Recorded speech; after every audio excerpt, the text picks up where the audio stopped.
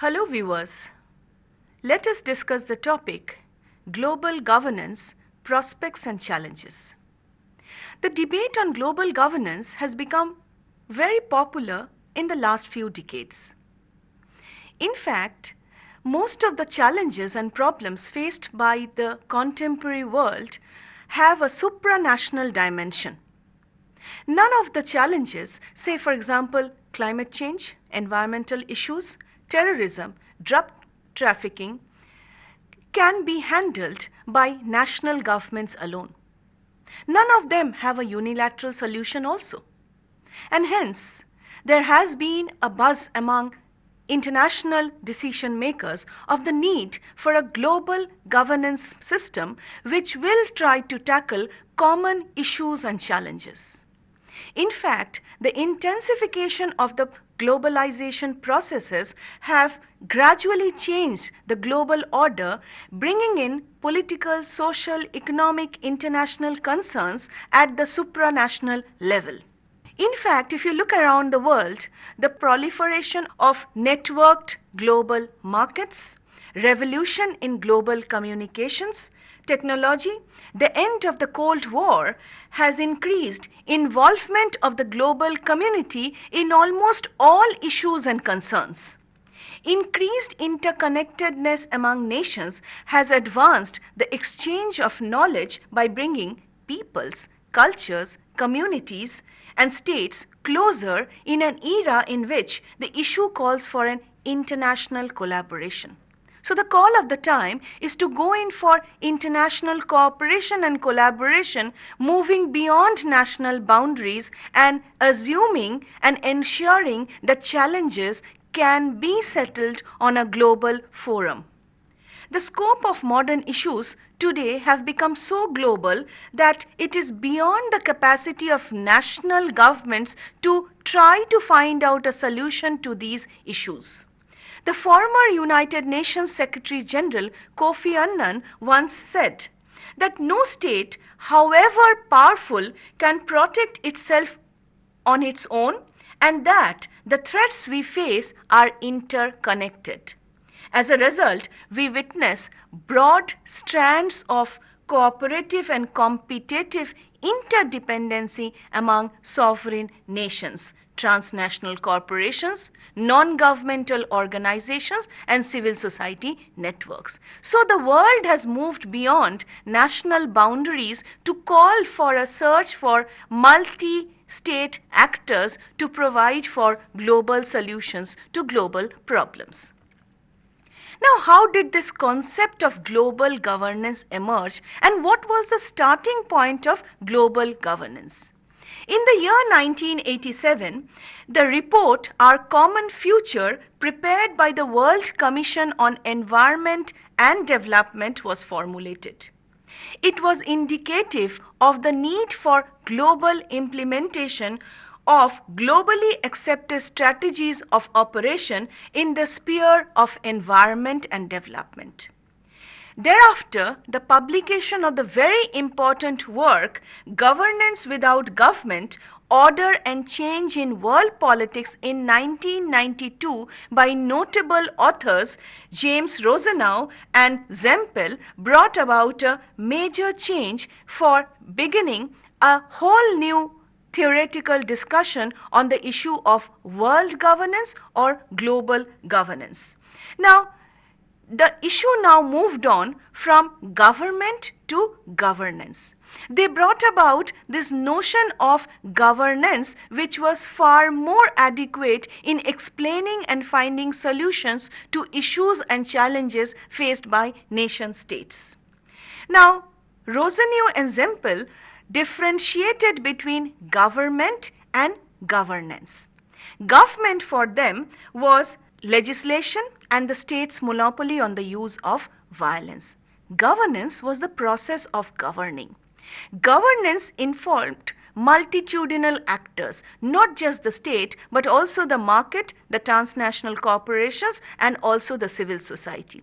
Government, on the other hand, was confined just to the executive, legislature, and judiciary at the national level. More formal origins of the idea of global governance was associated with the publication of the report of the Commission on Global Governance entitled Our Global Neighborhood in 1995. This particular report formally introduced the world to the idea of global governance. I quote a very significant portion of the report, which goes as follows. Governance is a continuing process through which conflicting or diverse interests may be accommodated and cooperative action may be taken. It includes formal institutions and regimes empowered to enforce compliance as well as informal arrangements that people and institutions either have agreed to or perceive to be in their interest, unquote. The report emphasized on strong interdependence between states and economies and the need to enhance actions and international solutions which global governance was trying to formulate. Since the 1990s, the notion of global governance has become a successful keyword to solve major international and transnational challenges and problems.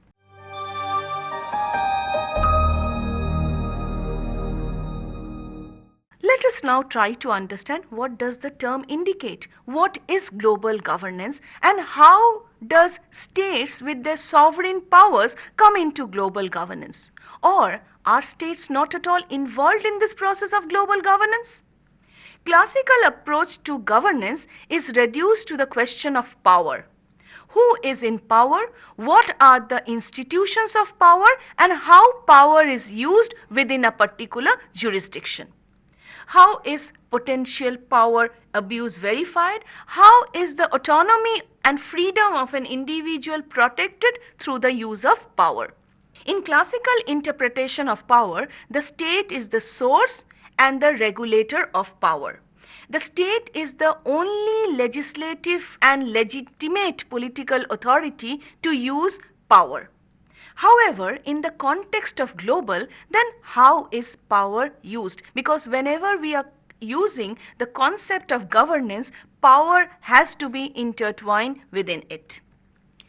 International relationships after the Second World War was characterized by severe proliferation of global governing institutions. The most popular of them was the United Nations. Added to that was the World Bank, International Monetary System, the Bretton Woods system, etc., so on and so forth. They controlled the actions of states and other actors in international forums. These actions focused on regulation of the sphere of international law. Firstly, they tried to focus on regulating human rights and environment as well as trying to address concerns of development. Therefore, the first research in the area of global governance focused mainly on international relations and formal mechanisms of multilateral public institutions. Weaknesses of many of these institutions, both in the presence of economic crisis as well as failure to address humanitarian geographic crisis, led to the search for new global solutions.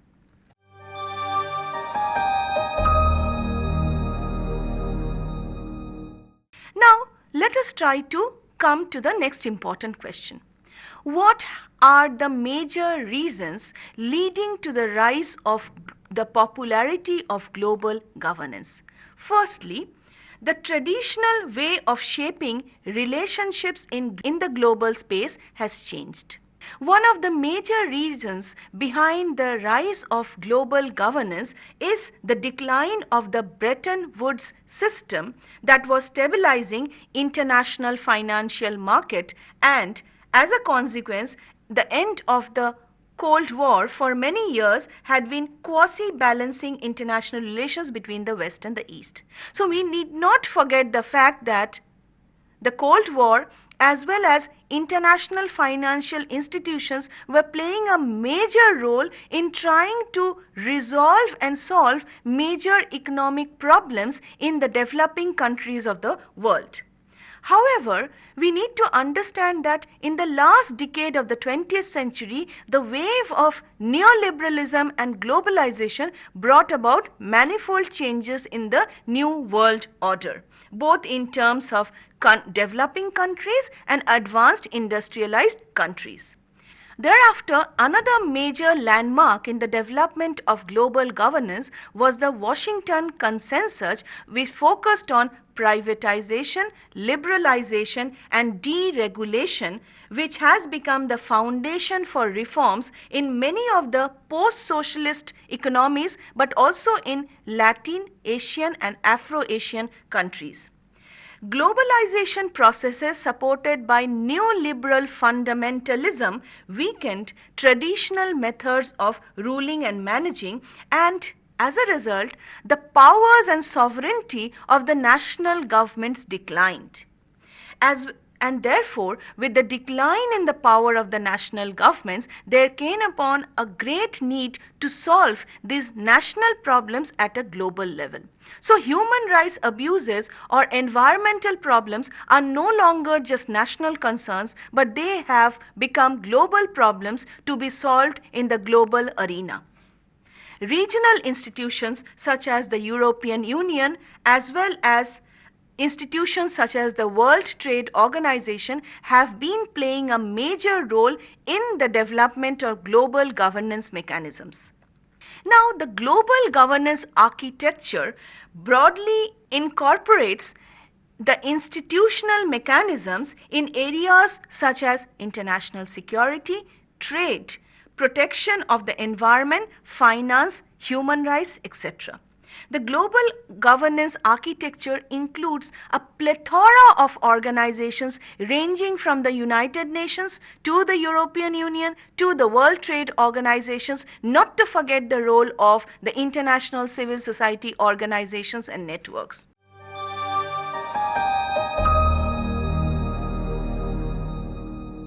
Let us now try to understand the major features of global governance. Global governance can be identified with three broad features. Firstly, the emergence of new types of agencies and new types of actors in addition to national governments. Number two, the emergence of new mechanisms and institutions of global governance that go beyond the traditional forms of state-led treaty-based regimes. Third and the final one is the increasing segmentation and fragmentation of overall governance systems across levels and spheres of functioning. We now move on to the key actors in global governance. A multitude of actors continue to shape the world of governance involving multiple and multifarious actors. The most important actors are the states, who participate in different institutional and organizational networks. Second round of actors consist of international organizations, most importantly the United Nations. The third level of actors involve non-governmental organizations, most popularly called the NGOs, which work at multifarious levels. They collaborate with national governments. They also collaborate with supranational organizations. Additionally, within global governance are also included actors like multinational corporate houses, also included military and other companies, included are civil society organizations networks, and not to forget the whole range of scientific and advisory experts involved in finding solutions to various global problems. Now, what happens because of these global governance actors? Global governance actors widen the sphere of activities in which they are involved and ensure that operations happen worldwide. Current global governance arrangements favor flexibility over rigidity, prefer voluntary measures over binding rules, choose partnerships over individual arrangements. So the entire world of global governance is going through a transformation in the sense that the rigidity of state power and state sovereignty has given way to flexibility in designing institutions and mechanisms of rule formation and rule implementation. Let us now move on to the major structures in global governance. 4 major structures can be identified. The first structure refers to international governmental institutions, which we popularly called as IGOs. These international governmental organizations have members who are national governments. For example, the United Nations, World Trade Organizations. These 2 organizations play a major role in highlighting and trying to form solutions to global issues. The United Nations, with its most important institutions like the General Assembly, the Security Council, the Economic and Social Council, try to provide solutions to international global issues. The World Trade Organization, which was established in 1995, also plays an important role in trying to minimize trade-related conflicts between countries and evolve a uniform trade path to be followed by different countries of the world. The second structure refers to public-private partnership, PPP, wherein we find a number of institutions have evolved which are totally under the control of both the states as well as private entrepreneurs.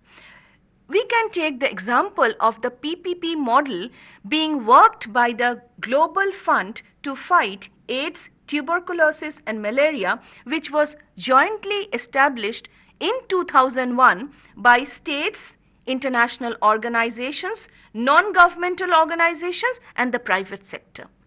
Another very popular structure of public-private partnership is the Global Alliance for Vaccines and Immunization, launched in 2000 by the Bill and Melinda Gates Foundation in cooperation with international organizations, states and NGOs. Apart from international organizations as well as public-private partnership, we also have a third structure governing global governance, which is the private parties. Now, these private parties are also called private governance. Now, how does private governance aid global governance? Private governance provide for international accounting standards to be provided by different countries of the world and to be followed by the various regulatory agencies. The very famous private governance institution can be located in the very famous Moody's Investor Services and Standards and Poor's rating groups.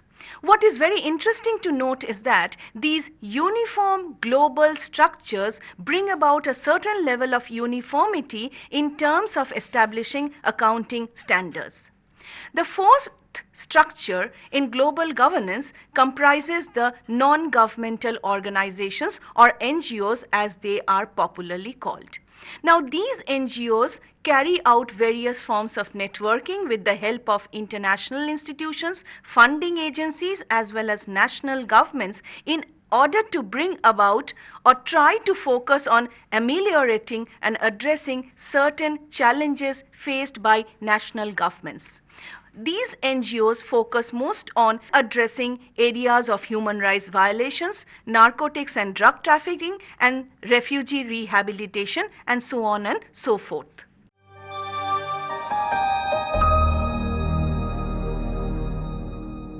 Now, the next important question that we will try to address is, does global governance matter? And if it matters, how does it really bring about a change from the national sovereignty system to the global governance system? We already know about the European Union, which is a transnational institution trying to bring about certain level of uniformity in terms of legislative and executive decision making. Now, there are a number of reasons highlighted by academics and scholars about the need for global governance in addressing global solutions and international issues. Now, it has been observed that since the 1990s, the entire world is changing and bringing about a proliferation of new forms of challenges and issues. Many of the problems faced by the countries are not confined to that particular national boundary. There is a spillover of national issues, and therefore it also requires international solution to these issues. Thus, ethnic movements are no longer confined to just national borders, or an economic crisis is not confined to a national border but may have international or global ramifications. The global nature refers to mutual relationship between countries, persons and people, and causing for the rise of new forms of global governance mechanisms. Now, the changes that is proliferating in the world in the last few decades call for uniformity in terms of addressing these issues. Thus, climate change or sustainability development goals cannot be addressed by a single country. It has to be addressed at the transnational level, calling for all leaders and decision makers to converge on solutions which can be implemented at the national level. So, global governance calls for international solutions to be applied at the national or the regional level.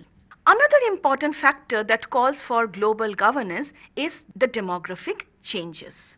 Due to serious diversity in population growth, large-scale migration to different countries, the rise of donor countries and receiver countries have led to a need for redistribution of resources, calling for new rules and regulations to govern international migration, calling for global governance measures. Another important reason that can be deduced in order to highlight the need for global governance is urbanization around the world. Today we are speaking of sustainable urbanization, and evolving a policy of sustainable urbanization governing 196 countries around the world definitely calls for global governance measures. Not just urbanization or population or migration, another important issue which calls for global governance is natural disasters. Natural disasters and creating a solution for national disasters as well as natural disasters call for major international governance cooperation among different levels. Not to forget the fact that environmental upheavals around the globe calls for major changes also at the level of global governance. Now, disastrous consequences posed by humans as well as different forms of networking also calls for different forms of global governance.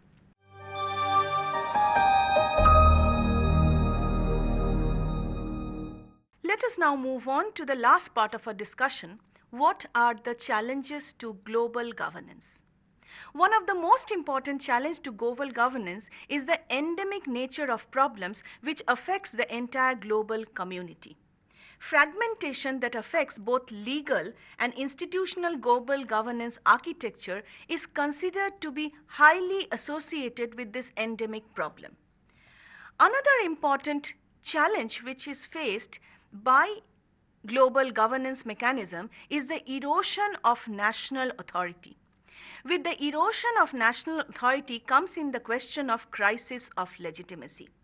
Fragmentation of national authority and creation of global governance institution poses a major challenge to the international decisions that are taken by the global governance institutions. For instance, most of the decisions taken by the international organizations have to be implemented at the national level. Now, if in this hierarchy of national and global governance, if global governance institutions are more important than national institutions, there would automatically be a question of how are these decisions to be implemented at the national level. Are the states mere actors at the global level? If the states are mere puppets at the global level, then how will they have the power of legitimizing the decisions at the state level? Despite the fact that there are a number of entities operating in the global space, not just governments or private organizations but also NGOs, there is a question of legitimacy and accountability of these institutions. To whom are these NGOs and transnational organizations accountable to? Global governance searches for common international consensus in the form of cooperation on many management level, but they are strictly determined by the hierarchic structures in the process of decision making. The lack of accountability and legitimacy is considered to be a major challenge to global governance decision making. Another very important challenge, along with the erosion of national authority and the legitimacy crisis, is the lack of transparency in the implementation of the decisions. In most of the decision making, it is the advanced developed countries which are involved, leading to the exclusion of the major part of the developing world. However, when these decisions are taken by the advanced developing countries at the level of the global governance hierarchy, there is a question of exclusion of the developing world. Generally, the decision-making process, as I just said, is dominated by the developed countries, and they do not reflect the economic changes happening in the developing world. One very important challenge that can be seen is the recurrence of international events and the recurrent growth of regional organizations. One of the most important change that we can see is the establishment of the Group of 20, or most popularly called the G20, the significance of which has been growing after the global financial crisis of 2008. Now, G20 includes majority of the developing countries and in a larger degree reflects the distribution of power in the developing world. This is because the states represent about 85% of the global GDP, over 75% of global trade, and 65% of the world population. At the same time, a considerable number of states remain outside the decision-making system, which raises doubts concerning representativeness, inclusiveness, and accountability.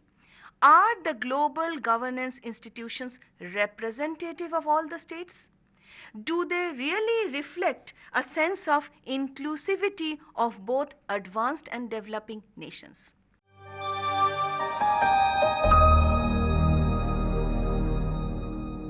What can we deduce from today's discussion?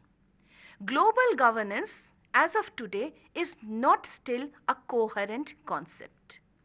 The problem does not contain or concern just the definitional issue of global governance, but the fact that how far transnational institutions can influence global phenomena. What should be the role of non-state actors in the management of global governance? Nothing is clear about the role of non-state actors in the form of NGOs, transnational corporations, multinational corporations in advancing global governance. Are soft forms of cooperation fundamental to global governance? Therefore, these questions need to be answered before we go in for a global governance model which touches upon all states across the world.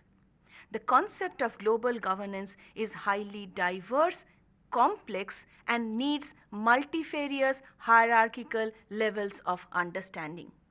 We also need to understand that global governance can become successful only when there is legitimacy, accountability, and inclusiveness in the system of global governance. Thank you.